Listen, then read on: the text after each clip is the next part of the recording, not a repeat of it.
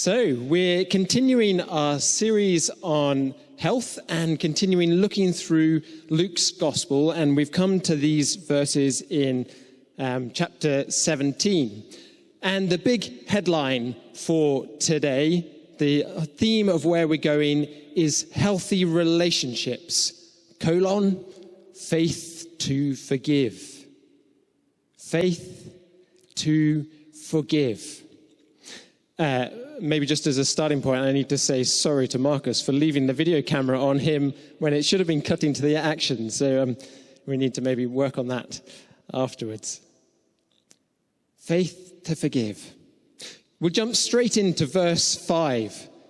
The apostles, that's Jesus' closest followers, said to the Lord, "Increase our faith." What is faith? I wonder if you think faith maybe looks like the bit from Indiana Jones and the Last Crusade. I don't know if you know it. He has been on this epic adventure around the world with all sorts of mishaps and misadventures, and finally he comes to the last moment where he's got through the first two mystery challenges, and he comes to the point where he has to take a leap of faith. His father is mortally wounded, and he needs to get to the Holy Grail to be able to save his father. Let's have a look at that moment. It's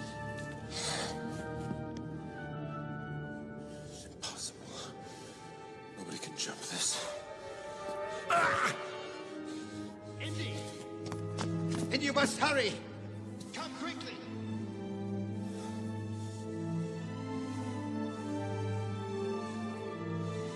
It's a leap of faith. Throw out. You must believe, boy. You must believe.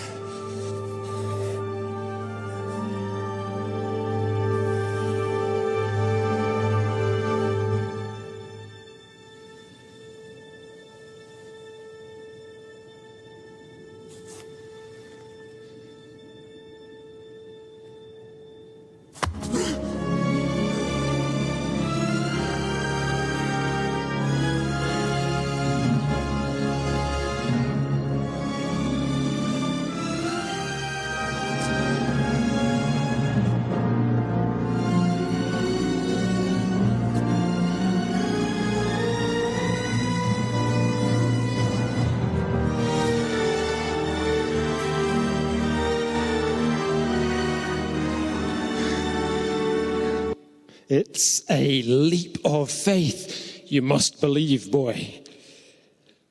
There's definitely times in our relationship with God where there is requirement for a step of faith. But for Indiana Jones, once he'd stepped out, there wasn't need for faith anymore. I'm not sure in these verses whether Jesus is talking about that sort of faith, a one moment where it then shifts. Verse 6, Jesus replied, "If you have faith as small as a mustard seed, you can say to this mulberry tree, 'Be uprooted and planted in the sea,' and it will obey you." Wouldn't you love that sort of confirmation of faith, that spectacular one-off event where you could do that? Is that what Jesus is interested in?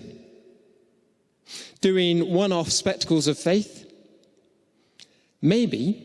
Jesus certainly did some spectacular things that demonstrated the power of faith. But the Bible never tells us that Jesus started shifting trees around. I'm not sure that that's really the point. I think God likes the places that he has placed his trees. So we need to unpack it a bit more. In this sequence, the apostles have asked Jesus to increase their faith.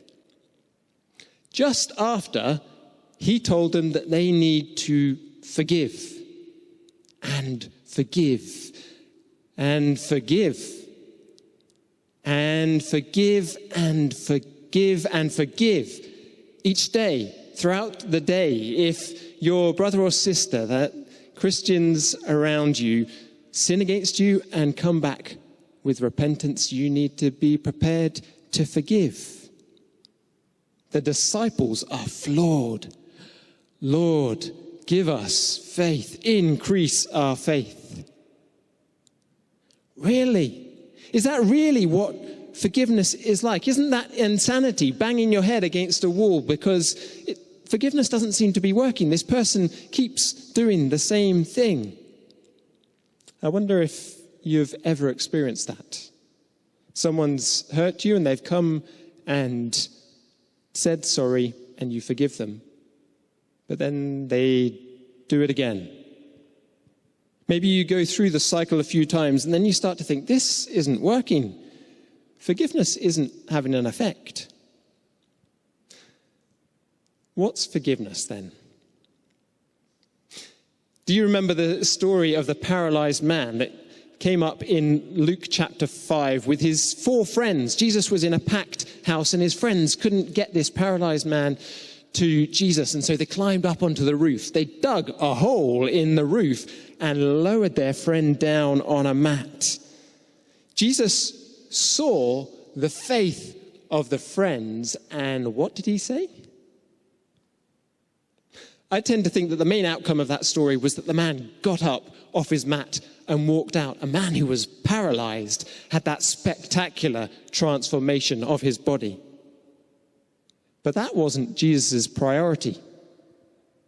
When Jesus saw their faith, it says in Luke 5, he said, "Friend, your sins are forgiven."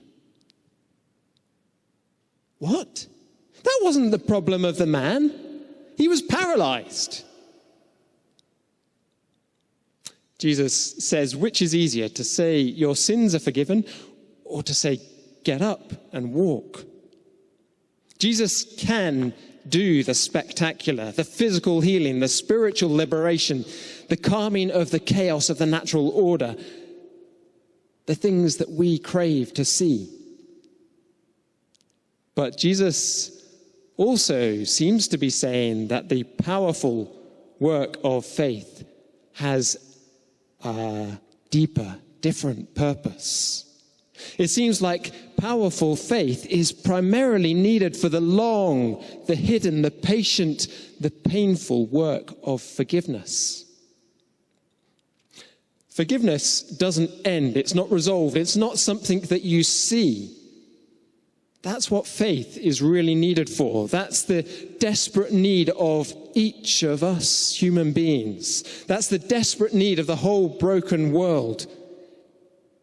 To be forgiven, to be brought back into relationship, to go the long haul without being left, without being abandoned, without being walked by, without being kicked into the ditch.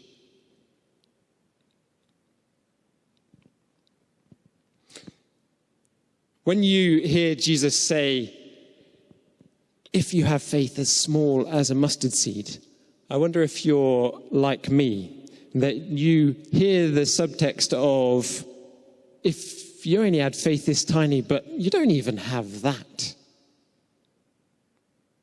I couldn't make a mulberry tree shift. I must not have any faith.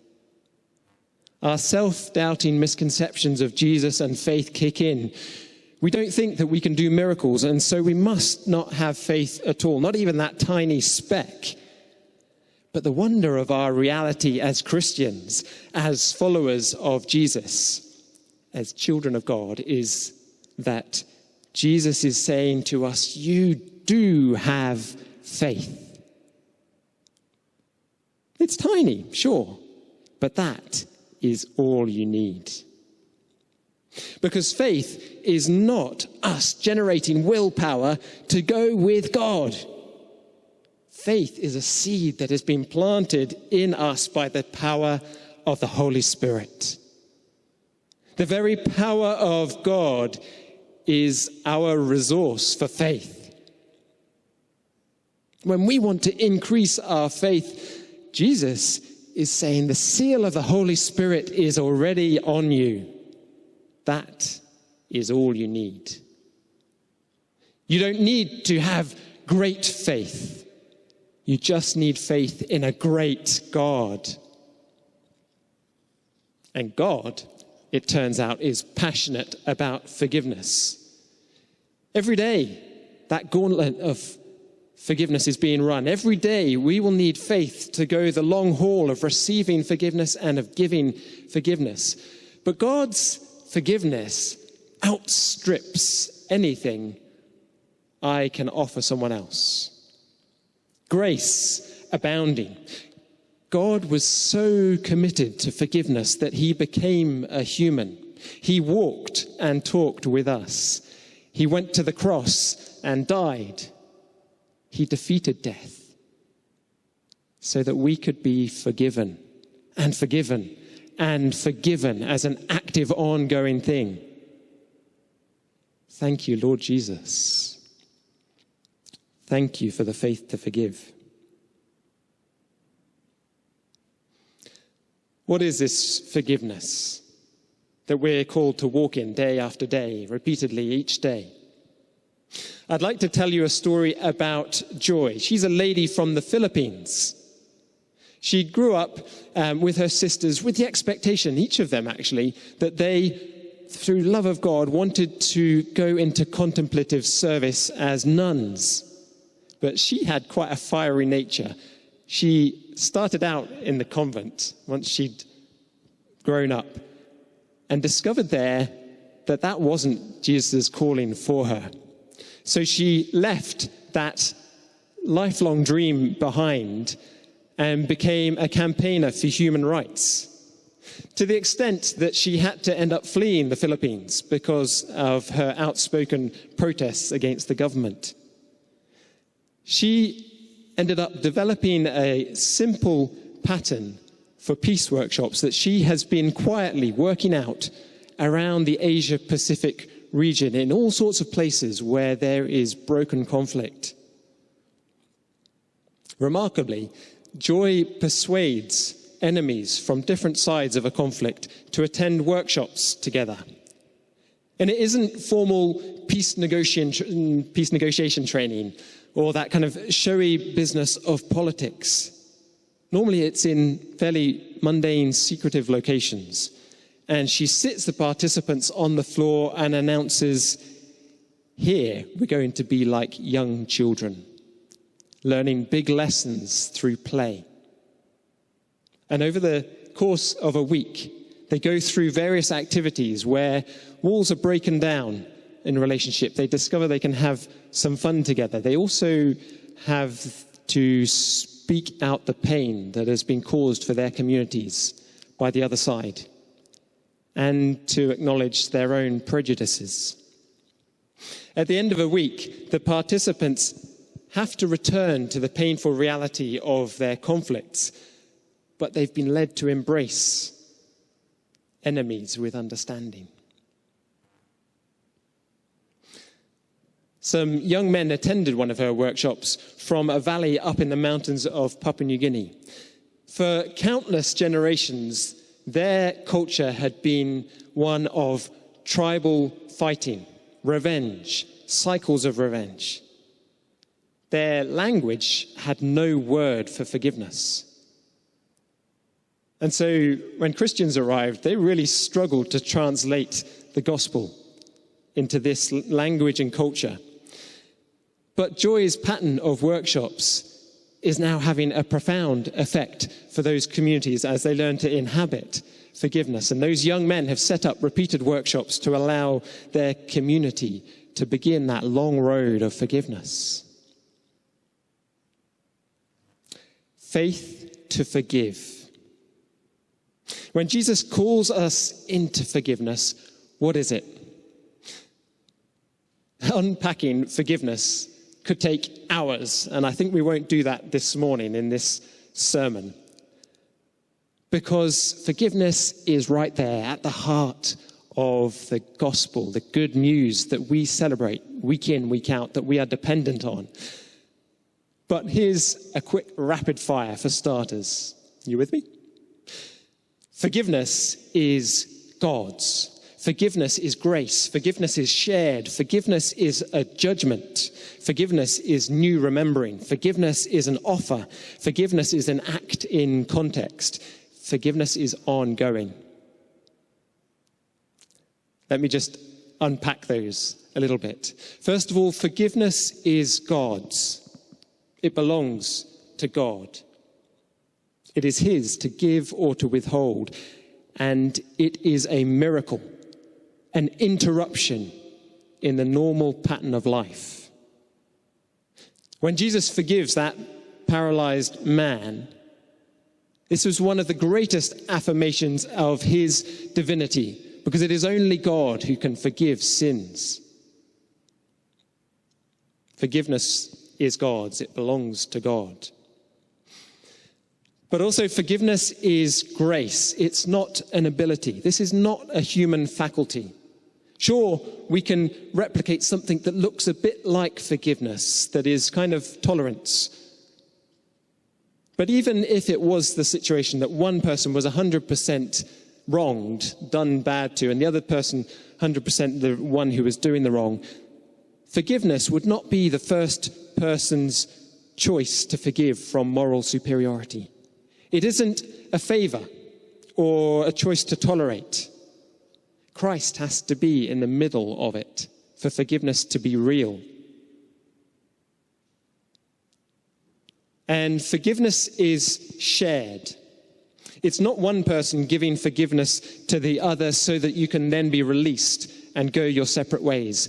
Forgiveness is a commitment to sharing life together, to saying we are going to take this journey together, and it is worth investing in rebuilding our relationship. Forgiveness is shared. And forgiveness is a judgment. I don't know if you're like me, you feel so often the ways you want to get around that point by saying, oh, it's okay, or no worries. But the reality is, when you choose to say to someone, I forgive you, there is a statement that what you have done is wrong. But God is the judge, not us. And judgment, his act of judgment, is an essential part of the process of forgiveness. And forgiveness is new remembering. It's not forgetting. If we tried to erase sin, then we as humans would have no history. God chooses a new remembering, to remember our sin no more. It says that in Jeremiah. Forgiveness isn't a self-help thing, a therapy that we're trying to work out. It is a choice to remember things in a new way. And forgiveness is an offer. Just the beginning. It's not the end in itself.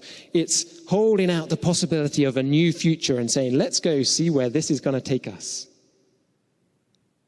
Together. Forgiveness is an act in context. 2 more to go. Not just a thought, I forgive you. It requires concrete action in a very particular reality of relationship with an actual person. And you can't predefine what that's going to look like. Once you start, it's an adventure of seeing where forgiveness will go in reality. And just the final one for this morning is that forgiveness is ongoing. It's not a once-for-all thing. You might be helped by thinking of maybe that step of faith that Indiana Jones had, that there is a moment where you have to take a monumental step of, I'm going to start this journey. But forgiveness then requires ongoing stepping, day by day, a choice, day in, day out, because the hurt was real and the strained relationship is real, and each day it requires stepping into that new pattern of remembering, that way of going with God and being willing to forgive. No wonder the disciples asked, Lord, increase our faith. So I'm going to end here, but I want to ask you Do you know that you have been forgiven by God?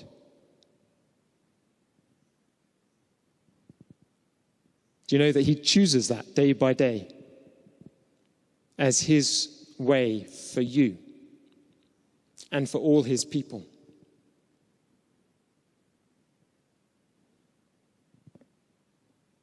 Jesus thinks you are so worth it, his act of forgiveness.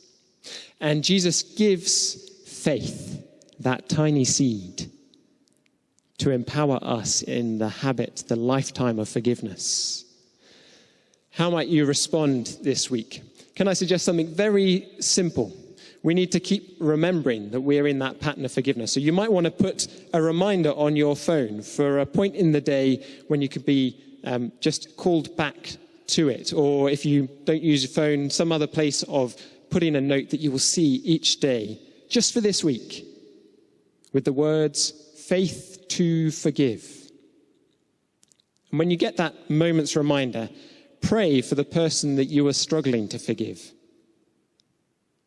And be reminded that Jesus has placed the power of faith inside of you. We have faith. Might be tiny, as small as a mustard seed, but it is enough because we have faith in a great God. God is passionate about doing the impossible. God is passionate about forgiveness, and he gives faith to forgive. Amen.